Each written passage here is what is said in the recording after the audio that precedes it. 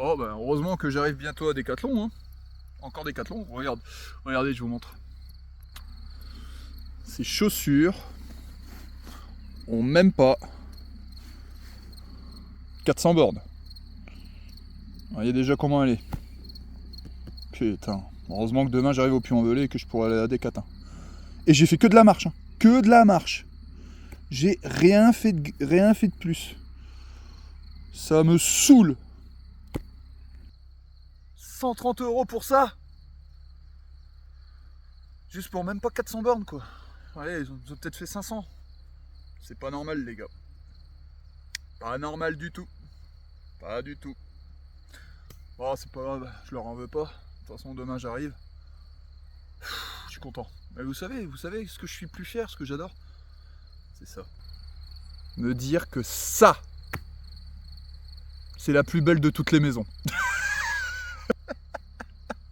Je vous assure. Je suis à un point quand je vois ma tante qu'elle est bien tendue, je l'ai bien réussi, je suis en mode. Yeah, c'est qui le boss? C'est moi. Pourquoi? Parce que comme elle est bien tendue, il peut pleuvoir une drache, je dors bien.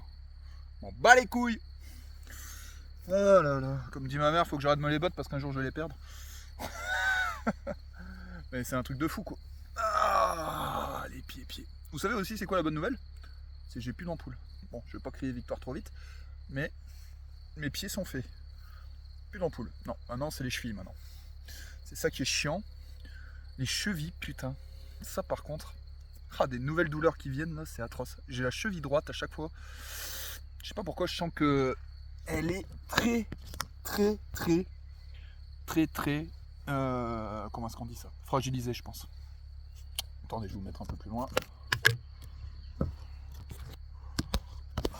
je suis en train de jouer avec mes boîtes de conserve là. Ah, comme quoi ça fait support. Hein.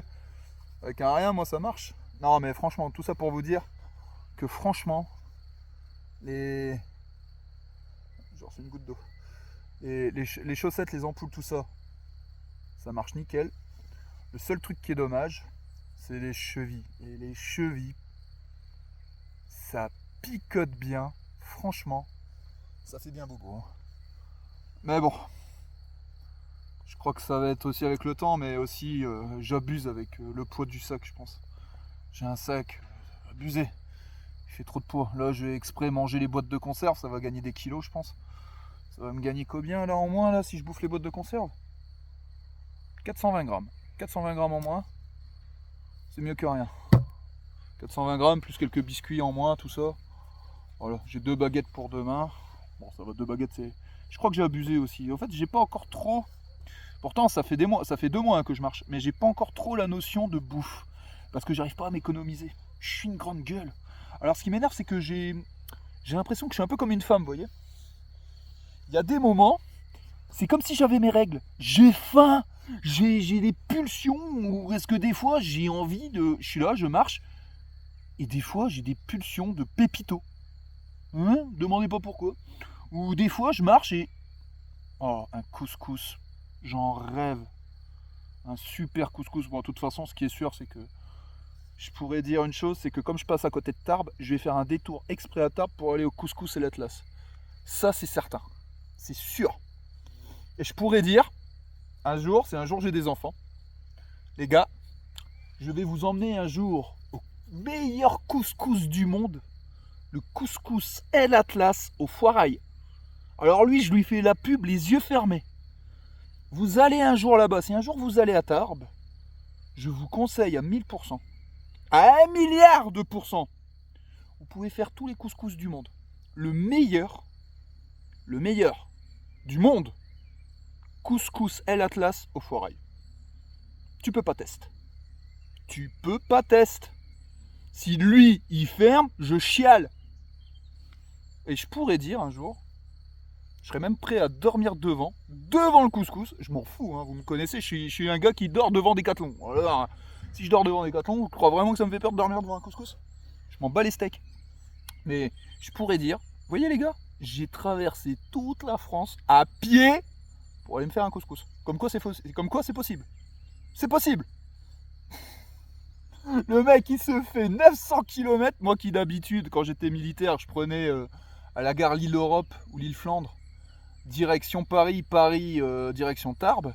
Ça me mettait des mois. Et nous, ce qu'on faisait souvent en tant que militaire, on prenait le train de nuit. Pourquoi on prenait le train de nuit en tant que militaire? Pourquoi? Parce que plus tu attendais, et des fois, donc, ça te faisait un départ à 23h. Ce qui fait que quand t'arrivais le week-end, le vendredi ou le samedi matin, t'arrivais souvent, c'était le samedi matin. Moi, je me rappelle, c'était le samedi matin. On finissait le vendredi, on faisait le trajet, on arrivait samedi matin, il était 8h, 10h. Tu passais ton temps donc dans le nord, et le dimanche, hop, tu repartais direction Tarbes, quoi. Mais sauf que bon, bah tu prenais le train de nuit. Le mieux de tout, c'était prendre le train de nuit, parce qu'autrement tu prenais le train, il était facile. Des fois, tu pouvais reprendre le train à 16h, tu vois, donc c'était vraiment des horaires de merde. Parce que putain, quand j'y pense, hein, je faisais ça. Hein. J'arrivais le samedi, il était 10h, 11h, à la maison. Bonjour maman, bonjour papa, on se faisait l'après-midi, tata. Le matin, dimanche, évidemment, petit-déj. Après, le midi, tu te faisais un petit repas. Au revoir maman, au revoir papa. 17h, 18h, t'étais parti, direction le train et direction Tarbes. Et t'as intérêt à courir très tôt et pour arriver le plus vite au régiment. Parce que pourquoi? Parce que t'avais les TIG le matin. Oh, putain. Et vous savez quoi? On se plaignait pas. Hein. On trouvait ça normal. Hein. On trouvait ça normal. Après, ce qui était bien quand même, c'était les réductions militaires. Heureusement qu'on avait ça. Parce que putain, autrement, tu pleurais. Hein. Mais heureusement qu'on avait les réductions militaires. Moi, je me rappelle, l'aller-retour, t'en avais pour... ouais, même pas 40 balles, quoi. 40, 50 balles. Au début, hein, je parle en 2006. Hein. Après, c'est un peu explosé, mais ça va, ça reste raisonnable. Ça reste raisonnable. Et en plus, bon, comme on était para, on était payé 2000 € par mois, on pouvait se permettre de faire ça. Allez. Moi, je sais que... allez. Je retournais dans le Nord peut-être une fois dans le mois. Après, quand j'ai eu ma petite amie dans le temps, où est-ce que c'était Amandine? Si un jour tu me vois, Amandine, bisous. Pour Amandine, ouais, je revenais quasi tous les week-ends. Hein.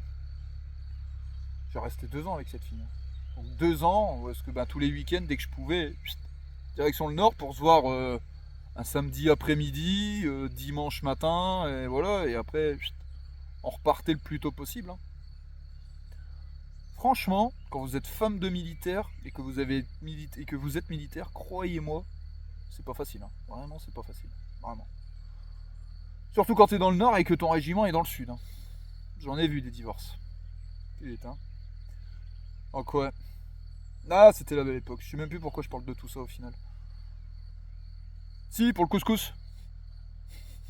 Le couscous. Le couscous et l'Atlas. Le foirail. Si un jour vous êtes là-bas, allez-y là-bas de ma part, vous allez kiffer. Vous allez kiffer. Vous dites, vous venez de la part du voisin. Pour la petite anecdote, c'était mon paradis. Tous les vendredis après-midi, tu me voyais au couscous à l'Atlas. C'était ma tradition. Tous les vendredis, c'était... voilà. Bah, c'était au moment où est-ce que je rentrais plus dans le nord. Pourquoi? J'avais ma petite amie aussi dans le sud. Mélissa, bisous. Et pendant 2 ans, on était ensemble. C'était 2 ans de bonheur. Mis à part sur la fin, évidemment. Bon. J'étais parti dans une autre perspective. Il fallait absolument que je vive mon aventure personnelle. J'étais parti en mode militaire, l'homme le plus fort. Mon ego en prenait un coup.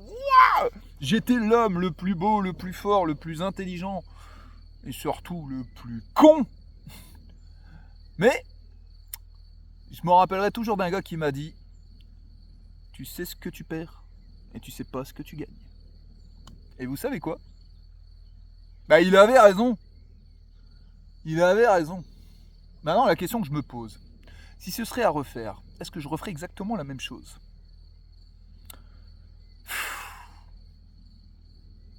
Je sais pas. Il y a une partie en moi qui dit oui, et une partie en moi qui dit non. Alors, est-ce que je referais la même chose? Alors, pour la partie qui dit non, des fois je me retrouve seul, et c'est vrai que je m'entendais bien avec Mélissa. Et on était fin heureux. Et le problème, c'est que je le voyais pas plus que ça au bout d'un moment. Il y avait la rengaine, il y avait ci, il y avait ça, et je le voyais pas plus que ça. Et il y avait aussi ce côté aussi qui m'énervait, c'était un peu se foutre une maison, parce que travailler dans le sud comme un fou et travailler d'arrache-pied pour en plus avoir une maison et se faire un crédit et se mettre dans une prison dorée, j'avoue, c'était pas mon délire. Donc, le oui, parce que bon, il y avait la sécurité de la petite amie, la sécurité qu'avec elle, ouais, il y avait quand même de l'amour quand même, hein. Je l'aimais beaucoup cette fille, hein. C'était une fille bien. Ça, c'était bien. Et après, le non. Pourquoi? Parce que sans ces décisions, je serais pas l'homme que je suis maintenant. Et j'aurais pas autant de maturité et j'aurais pas autant de recul sur toutes ces choses-là. Et avec ma prochaine petite amie, si un jour j'en ai une, je referai pas les mêmes erreurs, tout simplement. Mais au fond de moi, je savais que c'était quand même une bonne décision parce qu'il fallait que je vive ça. Parce que vous avez deux façons de voir les choses. Soit j'aurais tout arrêté et je l'aurais écouté quelque part et je m'aurais dit allez, je vais trouver un travail dans le civil, je vais me démerder, j'aurais fait poids lourd là-bas, je serais terminé peut-être chauffeur poids lourd ou quoi que ce soit en tant qu'ancien militaire et j'aurais fini à 11 ans de service, j'aurais touché les 10 PANO et j'aurais dit voilà. Bon, bah ma vie aurait été autrement quoi. J'aurais pas fait ce que j'aurais fait et j'aurais pas fait comment ça s'appelle Compostelle, tout ça, et je serais pas en train de me remettre en question. Mais si j'aurais fait ça, est-ce que j'aurais duré longtemps dans le temps? Vu, je, je crois pas. Pourquoi? Parce que j'aurais beaucoup, beaucoup de regrets. Vous avez deux choix dans la vie, donc c'est pour ça. Vous avez soit les regrets, soit les remords. Dans les deux cas, vous êtes foutus. C'est parce que c'est la peste et le choléra. Ah, t'as pas de bol. Parce que le regret, je sais ce que c'est le regret. Ça tronche. C'est... Putain, tu te fais des films. Mais c'est Hollywood dans ta tête quand c'est des regrets. C'est atroce. C'est atroce les regrets. C'est là, c'est comme des mythes et ça te bouffe de l'intérieur. T'es là, oh, putain. Tu te dis, fais chier, j'aurais dû faire ci, j'aurais dû faire ça, j'aurais pu, c'est même pas j'aurais pu faire ci, j'aurais pu faire ça, on aurait vécu ceci, on aurait vécu cela. Donc toi, dans ta tête, c'est une autoroute imaginaire, mais une autoroute où est-ce que toi, c'est le paradis? Parce que pour toi, c'est le paradis. Le regret, c'est le paradis des âmes perdues. C'est vrai. Donc le regret, c'est quelque chose que t'es là, tu chiales pour quelque chose qui n'existe pas. Et parce que aussi, parce que t'as pris cette décision. Et qu'il faut, cette décision, il faut essayer de ne pas en avoir de regret, mais t'en auras toujours. Ça, c'est chiant, parce que c'est facile à dire, mais c'est difficile à faire de ne pas avoir de regret. Donc ça, c'est le regret, ça te bouffe de l'intérieur. Et de l'autre côté, t'as le remords. Et le remords, comment est-ce que je peux catégoriser le remords? Alors vous allez rire, pour moi le remords c'est comme si je mettais ma main, là, comme ça, à plat ventre, et une grosse massue. Venez dessus. Et ça fait aussi mal le remords. Parce que le remords, c'est tu t'en veux d'avoir fait une connerie qui te suivra toute ta vie. C'est un remords pour moi, c'est une douleur que tu porteras toute ta vie. Donc on pourrait aussi le catégoriser comme un sac de sable que tu mets sur ton épaule. Bon, au début ça va, t'es fort, tu t'en fous, c'est le premier remords, tu t'en bats les couilles. Tu te dis allez, un sac de 10 kilos, là je te prends un sac, je te mets 10 kilos, poum, allez vas-y, 10 kilos en plus. Au début t'es frais, tout va bien, t'es fort, t'es puissant. Et tu marches tranquille. Oui, je m'en fous du remords, m'en bats les steaks. Ouais, sauf que tu vois pas, c'est qu'après 1 mois, 2 mois, 4 mois, le sac de 10 kilos, tu le sens et tu dis putain, mais lâche-moi le sac de 10 kilos. Mais c'est trop tard. Le remords, c'est un sac de sable qu'on te coud. Donc, machine à coudre, mais dans ton dos, au sens propre. Et il y a des petites aiguilles comme ça et ça fait mal. Aïe, aïe, aïe. Et on te le fout et t'arrives pas à le retirer. C'est ça le remords. Alors, est-ce que j'en ai de remords? Oui, bien sûr. J'ai goûté aux deux sauces, hein. Quand je vous dis que c'est la peste et le choléra, j'ai goûté les deux maladies, hein, comme ça moi je suis sûr de savoir ce que c'est.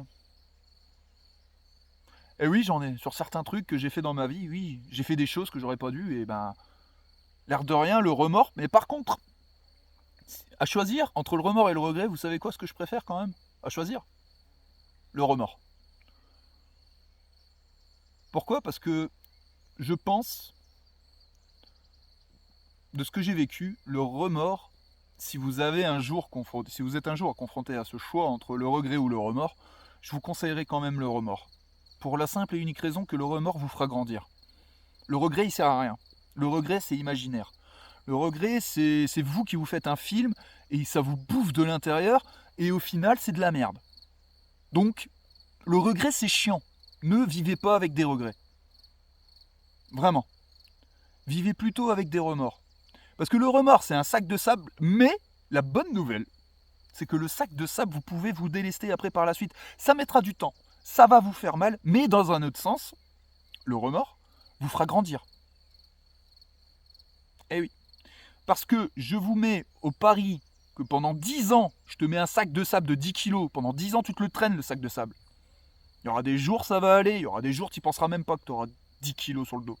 Et un jour, blah, putain, tu vas te regarder dans le miroir, tu vas dire, mais putain, je suis fatigué, je suis pas bien, je suis anxieux, pourquoi je comprends pas, pourtant je devrais être en forme. Non, c'est le remords derrière, mec. Tu te coltines ton sac de sable depuis le début, donc ton corps, au bout d'un moment, il se pète la gueule. Et c'est normal. Et donc, le remords, une fois que tu le sais que c'est un remords, bizarrement, tu peux le retirer ton sac de sable, mais ça tient qu'à toi. Et c'est là que c'est intéressant dans le remords, c'est que tu peux te guérir en te pardonnant de l'intérieur. Et quand tu te pardonnes de l'intérieur de tous les remords que tu as fait, et que tu te le pardonnes réellement au fond de toi, au fond de ton cœur, le sac de sable, ça disparaît. C'est comme des petits, il se transforme en petits papillons et tu te sens libre. Et bizarrement, tu deviens Sangoku. Hein? Rappelez-vous, pour ceux qui connaissent, Sangoku, qu'est-ce qu'il fait? Il s'entraîne tout le temps, avec des habits lestés. H24. Tout le temps. Et après, quand il va au grand tournoi, il retire ses habits lestés, et après, ça devient une machine. Avec le combat contre Tenshin Han, moi j'ai adoré. Et j'ai vu ça, j'ai dit, voilà, c'est ce qui se passe quand tu enlèves tes remords. Quand tu arrives à te décoller ces remords, tu deviens Sangoku. Piou, piou, piou, piou. Tu deviens une machine de guerre. T'es tout léger, t'es plus fort. C'est pour ça que de toute façon, dans votre vie, vous aurez toujours quelque part ces deux choix. Il y a des fois, il y a des choix où vous ne pourrez pas y échapper. Et le meilleur conseil que je vous donnerais, ce serait vivez avec des remords, vraiment. Parce que les remords vous grandira. Le regret vous bouffera. Et alors maintenant, donc je vous ai donné quelque part la clé pour vous guérir du remords, qui est tout simplement le pardon. Et bien le regret, c'est un autre travail, parce que oui, ça se soigne aussi le regret. C'est ni plus ni moins, alors que l'acceptation. Mais attention, hein, c'est pas oui, j'accepte mon choix. Non, non, non, non, non, non. C'est vraiment l'acceptation plus profonde de vous. Ça doit être dans votre cœur, c'est j'accepte mes erreurs. J'accepte le fait que j'ai fait ci, ce jour, ça. Pourquoi? Parce que je devais agir ainsi pour ma survie. Là, ça devient intéressant. Une fois que tu as compris que tu devais réagir ainsi pour ta propre survie personnelle, tu verras que tes regrets vont aussi disparaître. Et le regret, ça fait pleurer. Je pense que moi je trouve que mes regrets à titre personnel m'ont fait plus pleurer parce que c'est plus dur d'accepter que de se pardonner. Je sais pas pour vous, dites-moi dans les commentaires c'est quoi pour vous le mieux, mais pour moi, personnellement, vraiment au fond de mon cœur, c'est ça qui m'a fait le plus chialer. Vraiment, les regrets. Oh. Et c'est une saloperie, ça te bouffe, ça fait mal. Et c'est tout imaginaire, parce que c'est tout là-dedans. C'est tout là-dedans. Ouais. Voilà, je vous ai donné les 2 clés pour vous pardonner et essayer de voler comme Sangoku. C'est facile, hein. C'est facile à dire. Ah, je dis pas, c'est là, je vous l'ai dit. La vidéo, elle fait 20 minutes, là, pile poil. C'est facile, hein. Très facile. Wouh! Bidon! Mais non. Ça vous mettra du temps, les gars. Il faut que vous acceptez aussi ce petit conseil que je vous donne, c'est que pour accepter et vous pardonner, vous allez en chier, les gars. Parce que ça prend du temps. Mais, petite cerise sur le gâteau, là c'est le bonus, parce qu'il y a des outils. Vous avez des outils pour vous pardonner et pour accepter ces choses-là. Vous avez des outils. Alors Jamy, quels sont tes outils? Dis-le-moi. Alors, si je devrais dire l'outil principal pour se pardonner.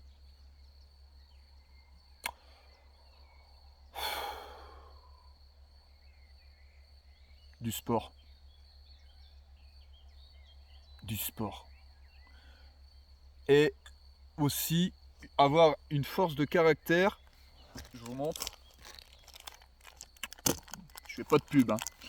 Mais avoir une force de caractère que toute votre vie, attendez, on voit ça là comme ça, toute votre vie, vous allez voir genre Coco.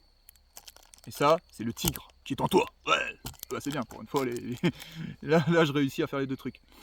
Et toute votre vie, si vous êtes donc dans le regret, vous allez avoir cette force de caractère, enfin, il faut que vous ayez cette force de caractère, vous allez repenser au passé. Donc Coco, c'est le passé.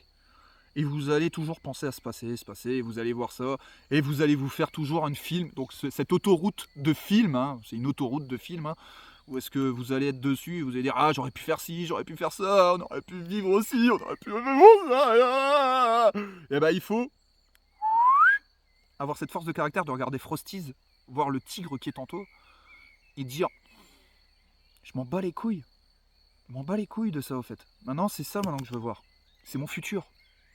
Et le regret, j'en ai plus besoin. Et là, je peux avancer. Voilà. C'est avoir cette force de caractère juste de dévier la tête et d'aller vers son futur. Le regret, c'est comme le moonwalk. Regardez Michael Jackson.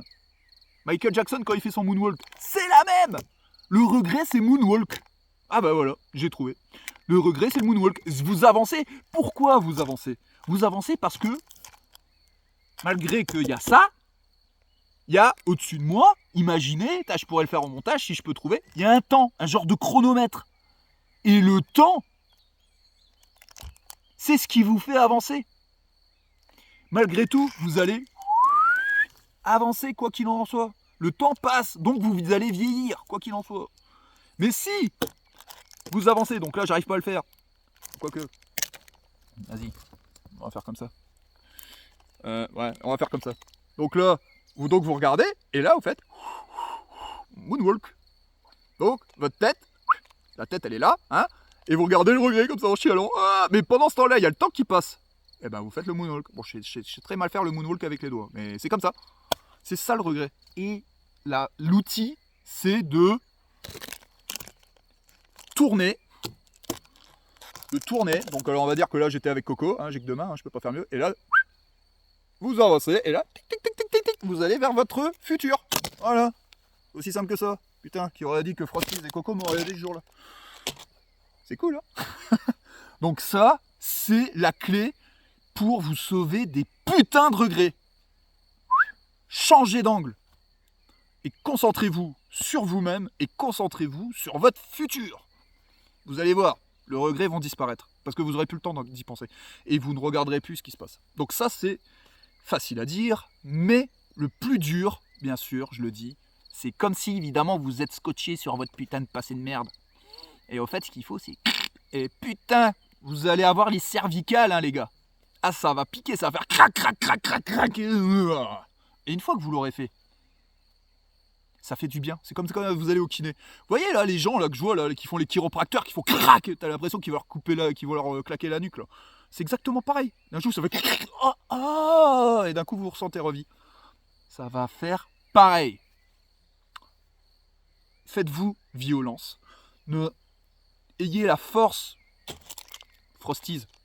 trouve le tigre qui est en toi et va de l'avant. L'œil du tigre, mon pote. Il n'y a que comme ça que tu arrives à te sortir du regret. Il n'y a que comme ça. Tu n'as pas de choix. On s'en bat les couilles de ton passé, tu avances. Point. Là, je suis dur, mais c'est comme ça que tu arrives à te sortir du regret et à bouger ton cul. Tu es obligé. Autrement, tu feras toute ta vie du moonwalk, comme un gros connard. Et tu avanceras quoi qu'il en soit, parce que le temps avancera, mais toi, tu vas vieillir et tu seras toujours dans le passé et tu vas crever. Et tu n'auras rien fait de ta vie. Si c'est ce que tu veux, fais du moonwalk. Si tu veux pas, va chez le chiropracteur, il va te faire du bien, tu verras. Donc ça, c'est pour le regret. Maintenant, l'outil contre le remords. Je dirais que c'est un peu pareil. C'est aussi du moonwalk. Mais le remords, c'est... Donc ça, c'est... Donc j'avais dit l'acceptation pour le regret et le remords, c'est pardonner. C'est savoir se pardonner. Et pour savoir se pardonner, alors là, je peux vous dire méditer. La méditation, ça aide énormément. Même pour le regret, hein, ça mange pas de pain. Beaucoup de méditation. Et pour se pardonner, les arbres, faites des câlins aux arbres pour se pardonner, ça aide énormément. Chialer.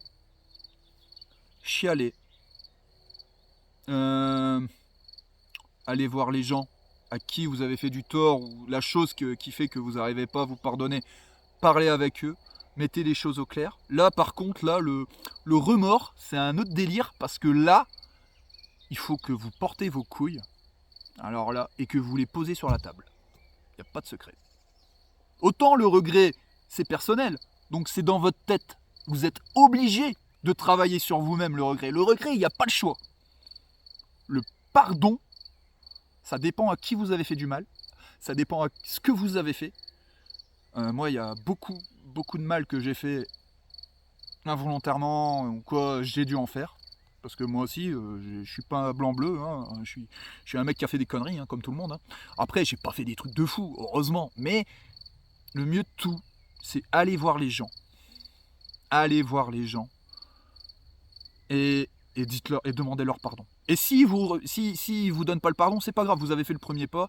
Et c'est une chose, peu importe le choix qui se passe. Bien sûr, s'ils acceptent le truc et que vous avez à repartir en zéro, bien sûr, ça c'est le top. Autrement, dites-vous que vous avez fait ce que vous avez à faire. C'est pas accepté. Chialez un bon coup.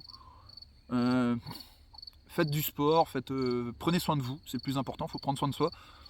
Mais si c'est pas accepter le pardon ou quoi que ce soit, ça veut dire que c'est lui aussi de l'autre côté et que il y a aussi beaucoup à travailler sur lui-même. Parce que bon, après ça dépend la faute que vous avez fait. Hein. Si vous êtes derrière votre écran, je sais pas qui c'est qui est derrière et que le dit ouais bon, j'ai quand même tué 3 gamins sans faire exprès, bon ça va être difficile, tu vois le remords. Ouais bien sûr, t'auras beau dire ouais pardon aux parents, je te raconte pas le délire. C'est un exemple hein, qui est extrêmement puissant. Hein. La mort, les choses comme ça évidemment. Mais bon après, c'est difficile de voir les choses avec du recul pour un exemple comme ça, c'est puissant, ça fait mal. Mais vous pouvez vous le pardonner malgré tout. C'est une force. Vous pouvez. C'est que si vous avez fait ça ce jour-là et tout, c'est que quelque part, c'est que ça devait arriver. Sur ces sujets-là, c'est mon humble, et là vous allez me trouver trash, mais c'est mon humble avis, hein, petit Pierre Pompolenry que je suis, et je pense qu'il y a un bon fond de vérité, c'est que des fois, nous sommes l'ange de la mort. Voilà. Involontairement. Voilà. Je vous donne un exemple. Là, je vous ai donné l'exemple, voilà, vous avez écrasé des enfants sans faire exprès. Ou pire, si vous étiez bourré ou quoi que ce soit, là, c'est un autre sujet. Mais encore, moi, je sais que moi, je vois ma fille se faire écraser par un gars qui est déchiré et tout. Je crois que je le démonte sur place. Mais ça ramènera pas mon enfant. Je le sais. C'est ça le pire, c'est que je sais que ça ramènera pas mon enfant. Mais la colère fera que, voilà. Mais moi aussi, je me sentirais coupable aussi pour un sujet, parce que je dirais, j'ai pas pris soin de mon enfant et j'ai pas vu qu'il traversait la rue et j'étais pas à ses côtés, donc je m'en voudrais aussi à moi, énormément d'ailleurs. Parce que je me dirais, putain, qu'est-ce qu'elle fout là, qu'est-ce qu'elle foutait là, tout ça aussi, c'est aussi ma faute, vous voyez. Il y a toutes ces choses-là qui viennent en perspective. Mais c'est un sujet très très très sensible, hein, la mort des enfants, ça bien sûr. Et ce que je veux dire, c'est que, imaginons, je vous donne un exemple simple, vous êtes papa parfait, vous êtes le papa modèle, vous avez les enfants qui sont vous avez vos enfants qui sont à l'arrière, vous êtes sur une route à 30 km/h et vous mettez votre régulateur de vitesse et vous roulez à 30 km/h. Voilà. Vous roulez à 30 km/h, vous regardez, la route elle est claire, tout se passe bien et tout. Et d'un coup, on ne sait pas pourquoi. Il y a le gamin qui est derrière, qui te balance le hocher dans la gueule. Bam! Ah merde, putain, ça fait mal. Tu regardes un coup, tu dis bon, il n'y a rien.